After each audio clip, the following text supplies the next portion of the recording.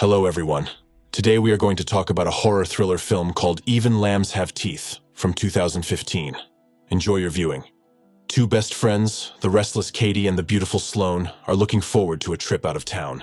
On the way, they stop for the night with their uncle and his fiancée. Sloane suggests that they use beautiful fake names. She will call herself Heather, and Katie will call herself Ripley. The next day, the uncle takes the girls to the bus station. From there, they will take a bus to the farm. Jason works as a police officer, and out of concern for his niece, he asks the girls to send him a message every day with different code words. The first of these words is apple. The bus is due to arrive in an hour, so the girls decide to wait in a cafe. Two local guys notice the beauties and sit down at their table. The guys tell them that they are brothers and their names are Jed and Lucas. At the same time, the girls introduce themselves with fake names. The brothers offer to take their new friends to the farm. Katie refuses at first, but Sloane persuades her to agree. The friends get in the car, but the boys suddenly drive past the turnoff to the farm and stop only at their house. The girls are very tense, but when they see the brothers' elderly mother, they relax and agree to drink tea. After that, they are promised a ride to the farm.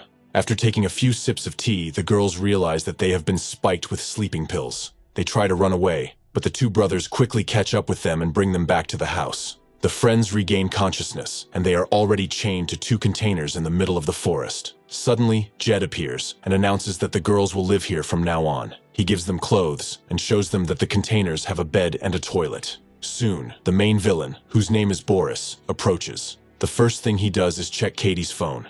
The leader quickly finds out that the friends have lied about their names, and he also realizes that they are using code words in their messages. Katie and Sloane lie that apple is the only code word. Boris then sends a message to Jason so that his uncle doesn't worry, adding the word apple at the end.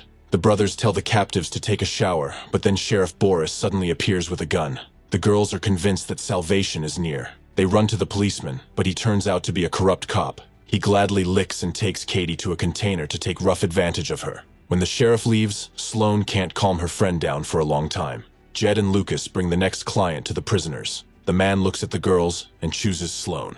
He locks her in a container and turns out to be a real scoundrel. Meanwhile, Jason receives messages with the same code word. He realizes that something is wrong. Jason calls the farm and finds out that his girlfriends have not arrived. At this time, a third client is brought to the captives. They put bags over their heads so that the girls can't see the man's face until he puts on a pig mask. The man chooses Sloane again. The third client turns out to be even more cruel, and the girl sobs a lot after the scoundrel leaves her alone. Meanwhile, Jason arrives in the town where his girlfriends disappeared. He goes straight to the sheriff's office. It turns out that Jason is an FBI agent. He tells Indris that his niece and her friend have been kidnapped. The sheriff assures him that everything is calm in their town. Then Jason explains that the girls used the same code word twice in a row, which means they are definitely in trouble. After the FBI agent leaves, the sheriff warns Boris that they are in trouble. Boris immediately goes to the forest and tells Jed to eliminate the girls and get rid of their bodies, just like they did with the previous girls. Meanwhile, Jason doesn't trust the suspicious sheriff. He goes to the same cafe where he left his two friends. The agent asks the bartender, who accurately describes the car in which the two guys took the girls. When the villains leave, Katie tells her friend that they want to eliminate them. Suddenly, the two brothers appear with the villain. Soon, Jed and Lucas go into town for more victims, while the villain stays behind to look after the captives. Katie, realizing that this is their last chance to survive, tries to seduce the man and tells him that she really likes his rudeness. When the villain relaxes, the girl sinks her teeth into the villain's neck and literally tears him to pieces. The villain quickly dies of blood loss, and the captive finds a handcuff K in his pants pocket. Soon, the sheriff appears to put an end to the dangerous witnesses. The girls seize the moment and steal the corrupt cop's car. They drive to a hardware store and buy everything they need for their upcoming bloody revenge. The friends find out where Boris lives from the shopkeeper, and then they head to him. At this time, Jason arrives at the insurance company and lies to the employees about the blue car hitting his car and disappearing. He does this in order to find out Boris's home address. When Boris returns home, Katie and Sloane throw tennis balls with sharp nails at him. The girls tie the scoundrel up and are going to take revenge for his humiliation. Boris is crying and begging for his life. He tells his girlfriends where he hides a large sum of money and a gun. The girls demand to reveal the identity of the scoundrel in the pig mask, and then take a homemade hell device and shove it into Boris with all their might. When Jason breaks into the house, he sees Boris dying. The The two friends are long gone. The agent takes the wounded Boris to the hospital, but he dies from blood loss and internal injuries. The sheriff soon informs Jason about this. Then the uncle calls his niece once again. Boris points his weapon at him, realizing that he has foolishly revealed his crime. Katie and Sloane stop at a church and see a familiar cross tattoo on his arm. They realize that the masked man is the town priest. When he finishes his work, Sloane takes a bat and enters the church. The girls get into a pickup truck and drive somewhere for a long time. When they get out of the car, we see that the pastor has been tied to the back of the car all this time. The girlfriends pour gasoline on the bastard, set him on fire, and drive away.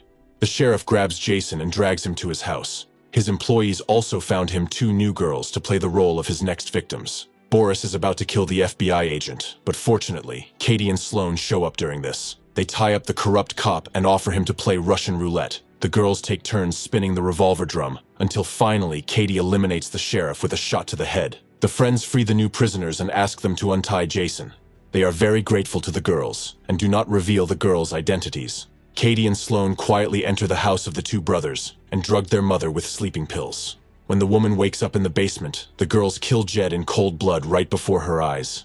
Then they take the mother to the tied-up Lucas. The friends untie the boy, hand him a bat, and tell him to kill his mother. Otherwise, they threaten to shoot the scoundrel. When Lucas refuses, the girls eliminate him and put the gun in his hand to make it look like an accident. The woman confesses where she is hiding the money and asks them not to touch her.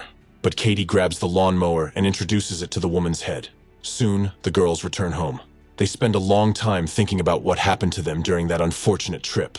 The girls are very grateful to their uncle for finding them thanks to the secret code. But his help was in vain, because the girls had dealt with their enemies in their own way. I would like to say that the villains will remember this for the rest of their lives, but their lives are long over. Having packed their bags, the girls head to New York to finally realize their dream. If you have watched the video so far, you should know that I am happy to have viewers like you. Thank you for watching to the end. Subscribe to the channel and follow the news. Klonsak Recapped was with you. See you soon.